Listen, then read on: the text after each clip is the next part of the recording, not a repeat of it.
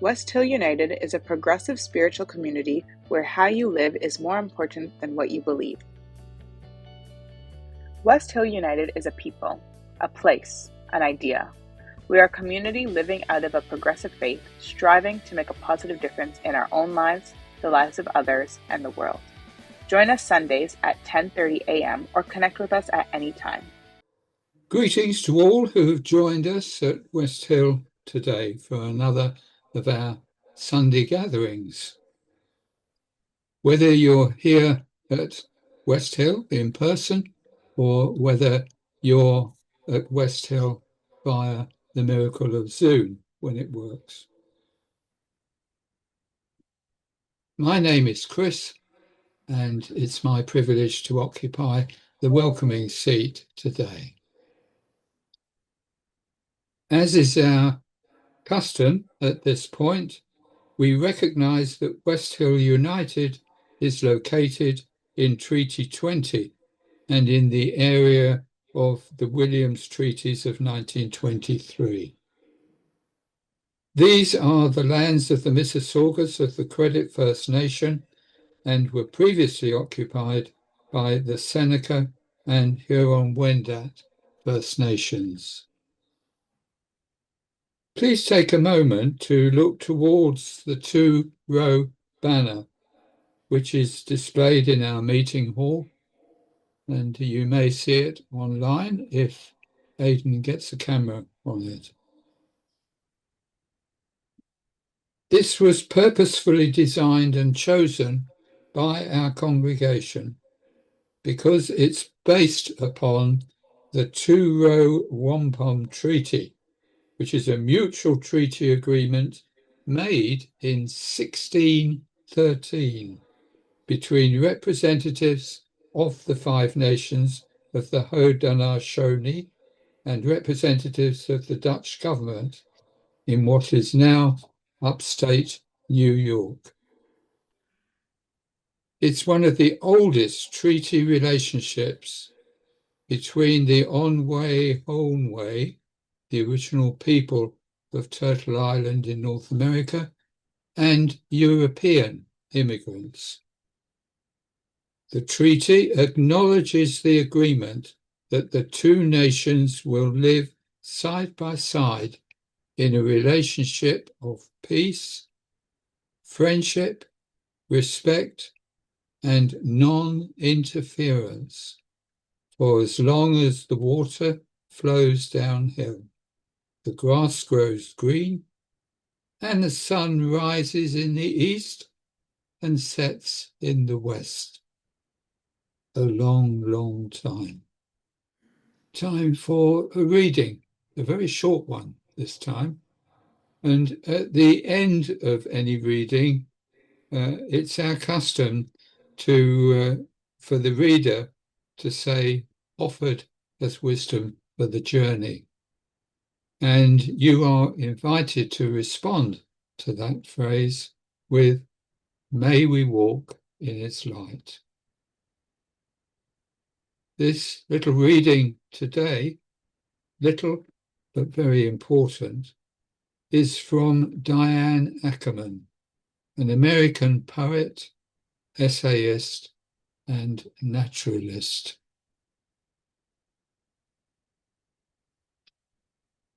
Love is the most important thing in our lives, a passion for which we would fight or die.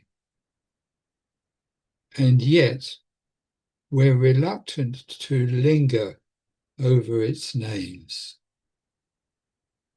Without a supple vocabulary, we can't even talk or think about it directly. Offered as wisdom for the journey, may we walk in its light. So Aidan will joke with me a lot that when I join from my kitchen, that it looks like we're going to do a segment called Cooking with Joe. Well, I saw some thumbs up there. All right. Well, the truth is, Aidan, today you get your wish. We're going to do some Cooking with Joe, all right? But we'll get to that in just a second. So a little preview. If you didn't bring an apron this morning, that's okay. I don't even know if I own one, actually. We will get to that. Before we get to that, I want to do a little series recap. It's kind of like when you put on a show and it says previously on. And so I want to just kind of show where we've been, and then we'll kind of go to where we're going. And we started with this question of why, why love and be loved. I think that many of us, we want to have this goal to love, and however we want to say it, to love with our life, to love the best that we can, to as we say at West Hill, to be guided by love. We have this goal and this desire, but oftentimes we can struggle in how to best put that into action. There's a fork in the road. Should we take this new job or not? Should we retire? How should we go about this relationship? There's these different things, and we can struggle with it. What is the best thing? What's the most loving thing to do? Now, of course, the series isn't going to give all of the answers for that. We can spend a lifetime looking at these things. But the hope behind this series has been to give greater clarity by looking at these investigative questions, such as, why love?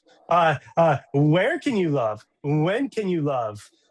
Or this morning, which ways, which ingredients of love? That's a key word as we'll move into this Cooking with Joe segment. But there's all these different ways of looking at it to gain a greater understanding. And once again, the science of goal setting it says that when we gain clarity in something that is challenging, which I would say aiming to live a loving life is one of the most challenging and compelling things that we can do. But when we gain clarity in how to do it, then we can become, as the science of goal setting theory says, we can have a higher chance of being committed and being more consistent. But that first part is gaining clarity, and that can be difficult. So that leads to this question this morning: which ways can we love and be loved? A lot of times people will just, they'll throw the word love around. I think it was Dan or no, Chris, who mentioned, different types of love. And there's these different types of love, but people just kind of, it's a catch-all phrase sometimes. Imagine if there's a nutritionist and not just one, but lots of nutritionists just kept on saying, you need food, or all you need is food, or what the world needs now is food, sweet food. And that's good and all. And I guess it'd be a good reminder, right? To eat, which I would hope that we wouldn't need that reminder. But what if that's all it ever was? Eat food, eat food, eat food. It'd be kind of vague, and it might not be that helpful. What types of food? When should we be eating? All these different questions. So it's really helpful to get at, for this question here, which ingredients, which characteristics of love should we be going after? All right. With that said, I am going to go into 4 different ingredients. All right. And these ingredients, I want to be clear that they are descriptive rather than prescriptive. And what I mean by that is these are ingredients that I'm going to describe that have been a huge part of my life. And then not just my life, but they actually come from some very old ideas, Aristotelian virtues, or if you're familiar or have heard of Stoic philosophy, they are called cardinal virtues. And cardinal, not like the bird, but it means it's from the word like hinge in Latin, and so it's something that other things can build upon. And we're going to dive a little bit deeper in them. And maybe you're thinking, okay, the word virtue. Well, I look at the word virtue and it, in the philosophical sense, it means good. But I look at it in a more modern sense to say, what is good? It's what is loving. And so I've taken these virtues and I've applied them to my life. And I'm going to share those with you. Now, There are so many different ways someone could, slice the ingredients of love, what it is. This is just one of the many. There's so many different cultures around the world who have developed different frameworks. This is just one of them, but it's one that's resonated with me. So the first ingredient that I have, that I start with, and it's the next slide here. When I answer this question of which ways can I love? I will say to myself, to love wisely. So ingredient is loving wisely. And I want to start with wisdom. Now to be clear, I didn't start with knowledge, because knowledge is good, but if it doesn't have practical application, it's knowledge, right? Maybe you've heard the saying before, knowledge is knowing that a tomato is a fruit, right? But wisdom is knowing that you shouldn't put a tomato in a fruit salad. You see the difference there? Now, Aristotle, he said that Sophia, meaning like theoretical knowledge, it's very valuable. But he also talked a lot about what he would call this word phronesis. And phronesis meant practical wisdom, everyday wisdom that just doesn't live in the clouds somewhere, but lives within you and makes your life better. That's why in the modern sense, I like to say to love wisely. Which ingredient? I start with that, to love wisely, because of my knowledge and my wisdom that I'm gaining doesn't go back to helping myself love or others to help them love. Then what is the point, right? There's a quote by Martin Luther King. And he says, I believe that unarmed truth and unconditional love will have the final word in reality. I'll say that again. I believe that unarmed truth and unconditional love will have the final word in reality. I bring that up to say is when we aim to love wisely, because this is a cardinal good, a cardinal virtue, a hinge, a foundational virtue, we can build other things upon it. So, for example, aiming for truth. And I think that's what's so valuable. One of the things that's so valuable at West Hill, we say that we want to be guided by love, and to do that, we grow in wisdom. We start with this idea of wisdom to increase our ability to love. We don't start with peer pressure from others, or at least we try not to, of course. We don't start with necessarily traditions of old. We can learn from them, but we don't say this is what we automatically have to do, or books that were written before us. No, we, of course, can learn and gain from them, but we start with aiming for a true wisdom. And as we explored in a series this past summer, it comes with wanting to get after actual truth, which takes humility. It takes empathy, learning from different viewpoints. It takes having an openness to see things in different ways. Now, this might sound good and all, but what does this actually mean in our lives? For me, on a practical level, I try to make intentions every day. And I start with these questions for myself to gain clarity in how I need to love. And I'll remind myself why. And then why do I want to love and be loved, and to live that in my life? And then I go to these different questions. And the next question I usually go to is which ways? Because I want to get in that a greater clarity. And I start with how can I love wisely today? And I'll say things often. Okay, well, what's the best I can do? How can I gain wisdom? What things do I need to look at? What sources can I take to help me? Even in preparing talks for West Hill, I try not just to have, feel good sources. I want it to be backed in science, because I think that's aiming for true knowledge, but then aiming to make it practical. So that's how I try to do it in a practical every day, starting with how can I love in a wise way? How do I need to show up today? I don't have all the answers, but what are the best approaches I can take? Now, the second ingredient, if we could, I call it loving relationally. And this is also a Stoic, a core, cardinal virtue. Now, they would say justice is the word that they would give. And you might say, why do you have the word relationally and justly, next to each other? Well, for the Stoics, justice, in the Latin root that it comes from, it could mean legality, but it also meant rightness. And that rightness, of course, is on a legal level of people together in government.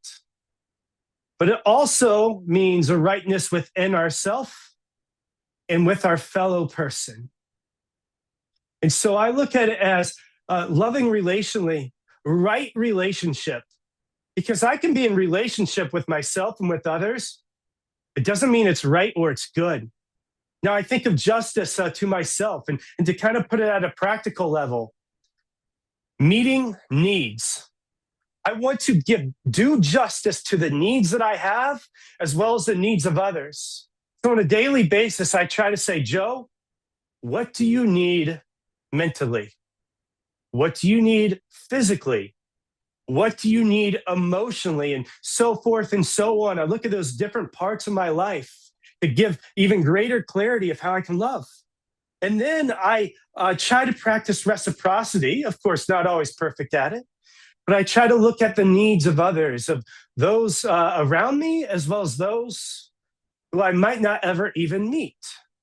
Because I think that's true justice, to look at the needs for everybody.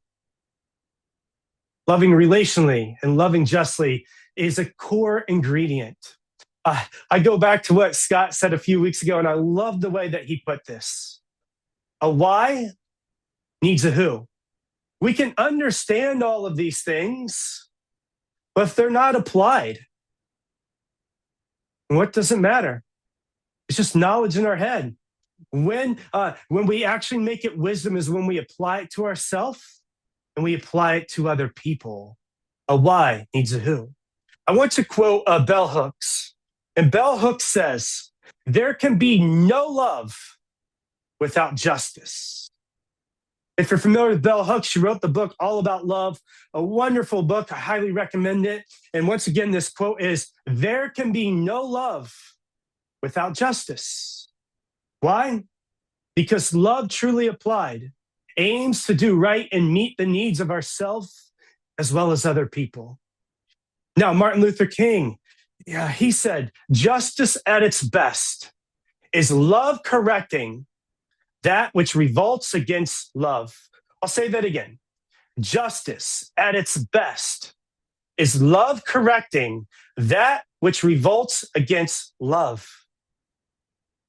The highest form of justice is doing what is loving, what he's saying. And things that are against that, that is when right relationship and aiming for justice can correct that and make sure that things are in alignment for the good of all. The next ingredient that I would offer this morning, one that's meant a lot to me, loving courageously. Now, this is also a Stoic virtue, and I don't know if I said this at the beginning, but there are 4 Stoic virtues. And so I have 3 in here, and then I'm going to give another virtue in just a second here. But we can love wisely, right? We can aim for that. We can aim to gain knowledge and wisdom that is practical to our everyday life. And then we can add this other ingredient. To make it practical, we have to have the why needs a who. And so we can aim to apply it to our relationships, including ourselves, to give due right justice to things. But if we don't actually do it, it's like going to the store, maybe knowing what food that you need, maybe even possibly buying it, and then coming home and taking the nutritional food that you know that you need and just letting it sit in the fridge or on the counter or on the shelves. It's not putting it into action. That's what courage is. Putting things into action. I've shared before that the word courage in the Latin, a pun intended, the core of courage is core, C-O-R, in the Latin. In our modern English, we have C-O-U-R, but in the Latin, it's C-O-R. And that root of it, it's where we get the word heart. It means heart. And so imagine a heart, as I've said before, a heart pumps the lifeblood into all of our body. Without the heart pumping, one moment at a time, the head can't think, the feet can't act, the arms can't extend, to provide, a hug to one another. It comes from the heart, moment by moment, pumping that lifeblood into the rest of our body. I think it's the same thing with courage. And courage isn't easy. I just want to give room for that. It's not easy. Here's the way that I aim to do it. When I think of this first virtue, loving wisely, on a practical level, I try to aim to think, okay, Joe, what do I want, or what do I need from life overall? What kind of life do I want to live? I mean, these are some of the most ultimate questions. And so even these questions that we're going about in this series, these are questions I aim to ask often about my life. For my life overall, however many days or years that I get, how can I best love? Which ways can I best love? Where can I best love? When can I best love? All these different questions. And I aim to answer it. And I don't always have all the exact right answers, but it's something that I explore and I wrestle with. And that's great. I can have this idea of what I want to do. It's over here. But then there's this space in between of where I'm currently at and where I want to go. Now, the Stoics would say kind of this space in between. And then I will say, they weren't aware of some of our modern day science and whatnot, but they would say that the space in between is where struggle and regret can live. And so we want to try to close that gap of where we currently are and where we want to be. Now, it does mean that we need to set the right, healthy intentions. But then in that place of where we're at, I think about that heartbeat. Beating one beat at a time. And I think about Abraham Maslow, in which he says, we self-actualize, and I'm paraphrasing, we self-actualize moment by moment. So for me, the way that I aim to live with courage in my life, to activate this ingredient of love, sometimes all I can say is, Joe, how can you love in this moment? That's all that you can control.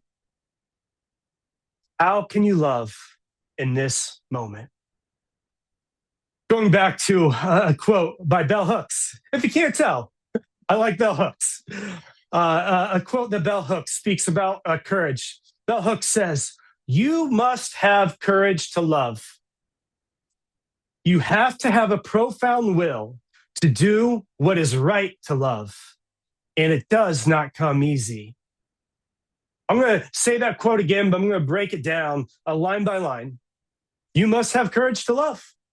What we just mentioned, without the heart, the body isn't delivered the blood that it needs. Without courage, these things don't matter. So you must have courage to love. And then she says you have to have a profound will to do what is right. I would say the best form of courage is when you are acting with these other things in mind, to love wisely and to put justice into action, to love relationally for yourself, for others, for everybody.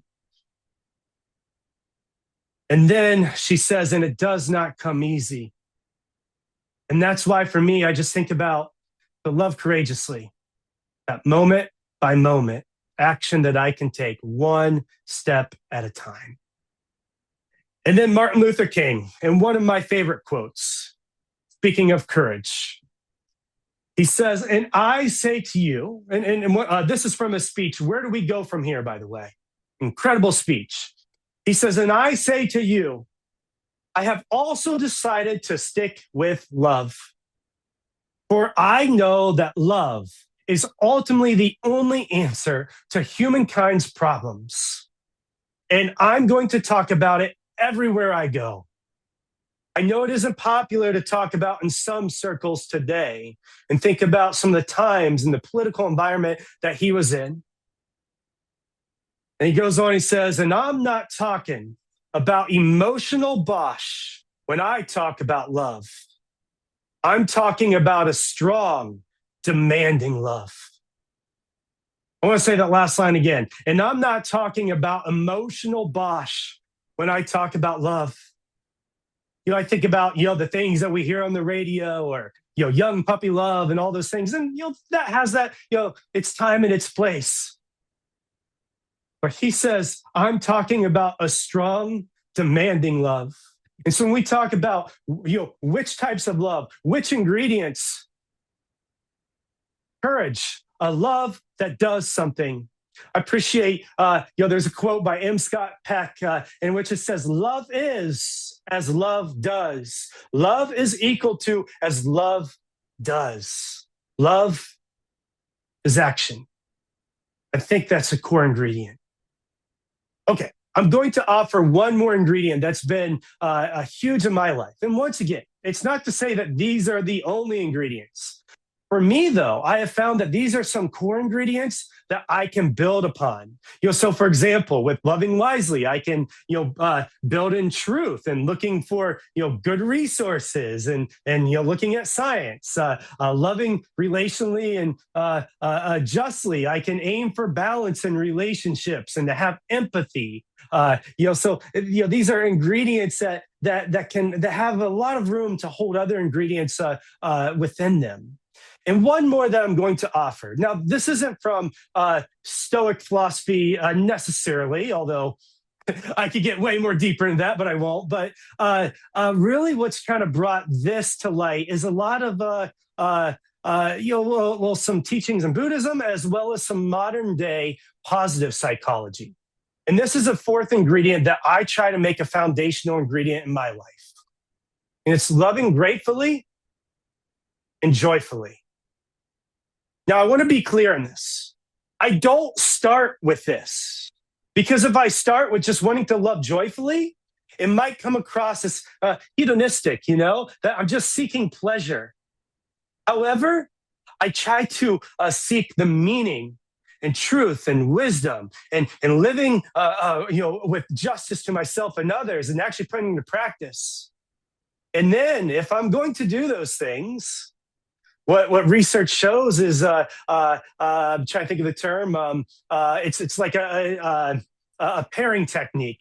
Basically, when we're doing things that sometimes can be difficult, when we can do so with a better frame of mind or with a little bit more joy, it can help us in those endeavors that we have. And so I choose to love gratefully. I aim to. Not always perfect with it. And I think the truth is that this fourth ingredient that is a major ingredient to me, it goes back to loving wisely, to loving relationally, and loving courageously. And the reason why I say it goes back to these different ingredients is because our brain, it can be often scanning for the bad. I mean, there's different statistics of how many of our thoughts are negative, and it's the majority of our thoughts can be negative. I'll just leave it at that. And evolutionarily speaking, our brain is looking for the different things that could threaten us. The problem is that's not the truth. 80 whatever percent, or whatever different statistics of things are not necessarily negative. There's so much good. And we have to train our brain to look and see that good. And so we'll be digging a little bit more deeply into this later on in the series. When we look at the question of what, as in, what things can I be grateful for and enjoy? And what things have I gotten to be grateful for and enjoy? But I try to be purposeful about this.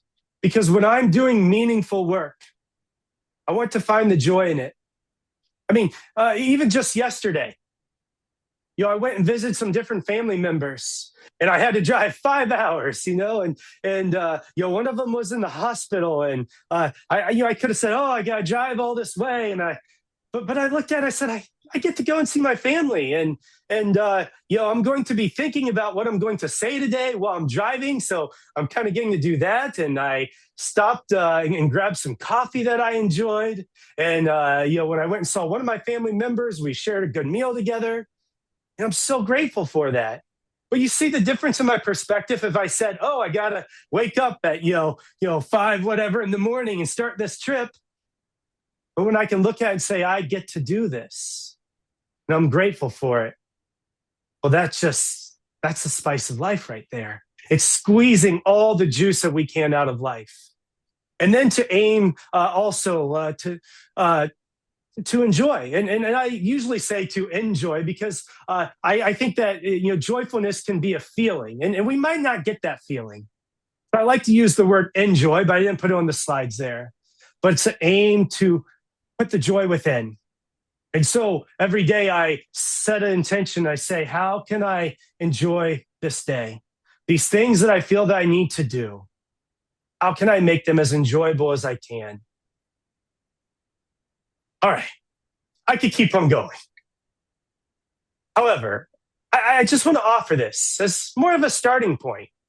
There's so many different ingredients. And as I said, there's so many different ways that we can look at the different ingredients of love. There's so many different ways of slicing it across different cultures and philosophies. There's different values that different groupings have. And then even in modern day science, if you're interested, I recommend check out Virtues in Action. If you just type in Virtues in Action, you'll probably come across their website, and it's by Modern Day Positive Psychology. The father of modern day positive psychology has been big in this movement, Dr. Martin Seligman.